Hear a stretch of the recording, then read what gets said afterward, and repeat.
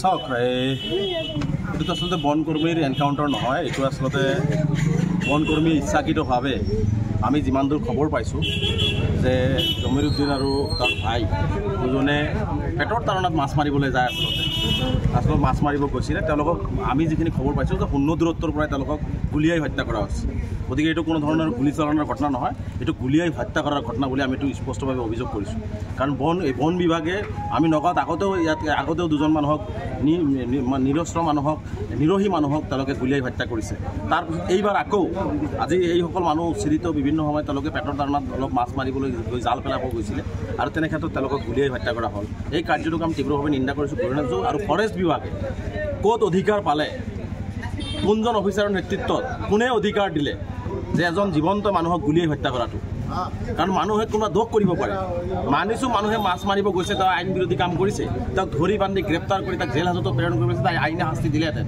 কিন্তু গুলিয়াই হত্যা কৰাৰ ৰুলটো ক'ত আছে? আচলতে গৃহ বিভাগটো যে সম্পূৰ্ণ বিফল হৈছে, মুখ্যমন্ত্ৰীৰ কথা যে এতিয়া চলা নাই, মানে গৃহ বিভাগৰ দায়িত্বত থকা মুখ্যমন্ত্ৰী যে আচলতে ফৰেষ্ট ডিপাৰ্টমেণ্টত যে আজি শুনা নাই, এই কথাবিলাক আজি স্পষ্ট হৈ পৰিছে। আজি মুখ্যমন্ত্ৰী ডাঙৰীয়াক মই প্ৰশ্ন কৰিব বিচাৰিছোঁ যে আজি জীৱন্ত দুজন মানুহক গুলিয়াই হত্যা কৰা হ'ল, আচলতে বন বিভাগক লাইচেঞ্চ দি থোৱা হৈছে নেকি যে মানুহ দেখিলেই তেওঁলোকক গুলিয়াই হত্যা কৰিব লাগিব? বন বিভাগে এৰেষ্ট কৰিব নোৱাৰে নেকি? না কেৱল মাত্ৰ মুখ্যমন্ত্ৰীয়ে এইটো নিৰ্দেশ দিছে নেকি? মুখ্যমন্ত্ৰী ডাঙৰীয়ালৈ মোৰ প্ৰশ্ন যে মুছলমান মানুহ যদি কোনোবা মাছ মাৰিব যায়, ফৰেষ্টত খৰি কাটিব যায়, গৰু ৰাখিব যায়, দেখিলেই যাতে তেওঁলোকক গুলিয়াই হত্যা কৰা হয়, এই নিৰ্দেশ দিয়া হৈছে নেকি? মুখ্যমন্ত্ৰীয়ে এই স্থিতি স্পষ্ট কৰিব লাগে। গতিকে আমি এই যোৱা নিশা যি ঘটনা সংঘটিত হৈছে, এইটো কোনো পদ্ধতিতে আমি সহজভাৱে মানি লোৱা নাই।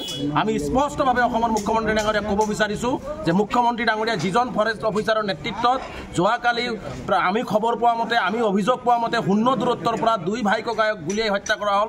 কোন ফৰেষ্ট অফিচাৰৰ নেতৃত্বত গুলিয়াই হত্যা কৰা হ'ল তেওঁক গ্ৰেপ্তাৰ কৰাৰ দাবী আমি প্ৰথমতে উত্থাপন কৰিছোঁ।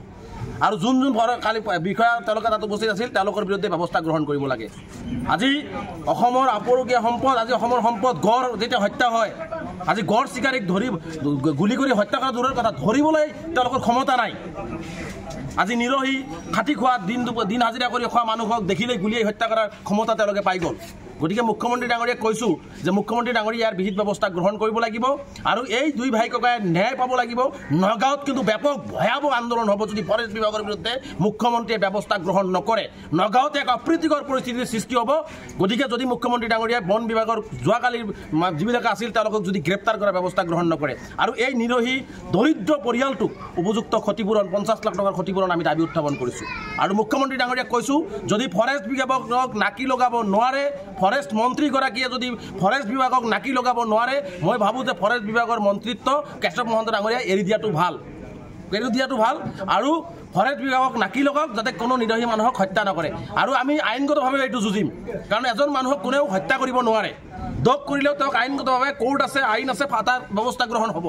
গতিকে এই 2 ভাই ককাইৰ কাৰণে আমি প্ৰয়োজনত এই ফৰেষ্ট বিভাগৰ বিৰুদ্ধে, বন বিষয়াসকলৰ বিৰুদ্ধে আইনগত যুঁজ আমি চলোৱাৰ কাৰণে সিদ্ধান্ত গ্ৰহণ কৰিছোঁ যদি তেওঁলোকে ন্যায় নাপায়। গতিকে মুখ্যমন্ত্ৰী ডাঙৰীয়াক মই আপোনাৰ পৰা আহ্বান জনাইছোঁ যে আপুনি হিটলাৰী শাসন বন্ধ কৰক, মানুহক মানুহ বুলি গণ্য কৰাৰ ব্যৱস্থা গ্ৰহণ কৰক, মানুহক গুলিয়াই হত্যা কৰি বাবা লোৱাটো অসম চৰকাৰে বন্ধ কৰক। এইটো আমাৰ স্পষ্ট দাবী মুখ্যমন্ত্ৰীৰ প্ৰতি। গতিকে মুখ্যমন্ত্ৰী ডাঙৰীয়াই যদি এই দাবীসমূহ পূৰণ নকৰে নগাঁৱত কিন্তু ব্যাপক ভয়াৱহ আন্দোলন হ'ব। তাৰ বাবে কিন্তু অসম চৰকাৰ জগৰীয়া হ'ব।